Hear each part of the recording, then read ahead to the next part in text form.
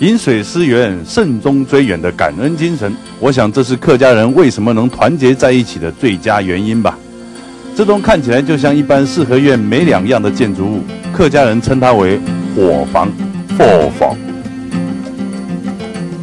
那个火房哈，从别的地方驶来啊，就比移民过来就比迄个时间哈。啊，像一个种族的人哈，也像个穷乡士的人哈，睇下就比建立一个主堂。并自家所迄个一个屋的一个屋的结构过后，所以慢慢的一个屋的吼，我一个屋的我迄个因人多年，屋的我因时因太法，所以迄个他个就成一种的有出讲的一种屋的吼，睇下迄个人就话到一个火房，好一种屋的就话到火房的。没有祖先的庇佑，哪里来的安家立业？客家人要盖火房前，一定会先把重要的主堂建好。两旁没有其他的通道，平常没事也不可以随意出入，这里就是祖先休息的地方。而家族中的长者就住在两旁，也是各有独立门户的。好，一个主堂哈，就会他个穷下来啊，就为好来拜拜的所在。好，所以一个你精神的所在哈，就一个主堂的意思呢，就会讲啊，祖先哈有往生的哈，有过生的哈。好，就会送那个主公牌。好，所以一个你俺讲谈下哈，就俺祭拜祖先的地方。在台湾已经是第4代的林先生告诉我们，火房一开始盖时只有最前排的猫字形，然后随着人口越来越多，房子不够住了，再沿着房子往后盖，一家一户，一户一家。阿爸阿爸没，阿宋没，全部都是自己的隔壁邻居。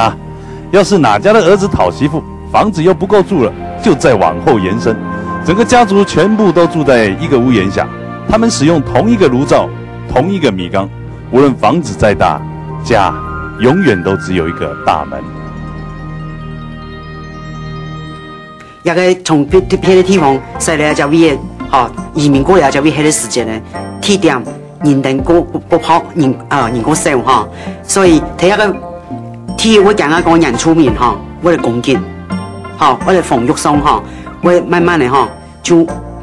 个人他个拢失踪啊，睇下就危险哈，啊一出他个拢方便照顾，一地点，为了讲啊一个防止一个人出面哈来攻击一地点，第二点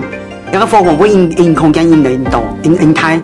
第二点，人员就会讲啊，一个劳动力的问题，佢农业社会佢需要大量的人力，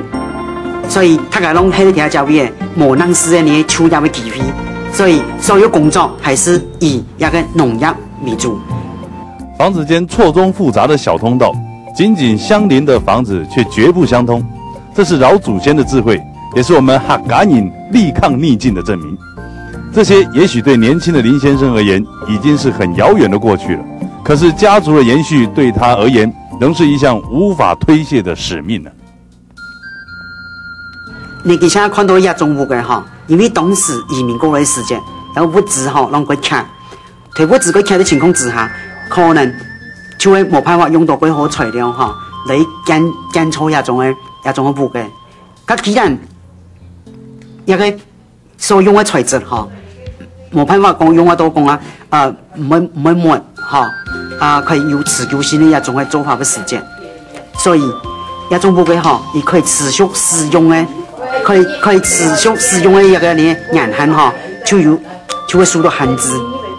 火房中一代一代新建的房子，无论结构或是建材都有所不同，房子的许多部分已经损坏得相当严重。到底主屋还能撑多久？还住在这的林先生并不觉得乐观。可是林家的其他人早就继续接着火房盖起了现代钢筋水泥的房子，这是现代火房的延伸，更是火房精神的延续。这里就是永远的林家火房，林家火房。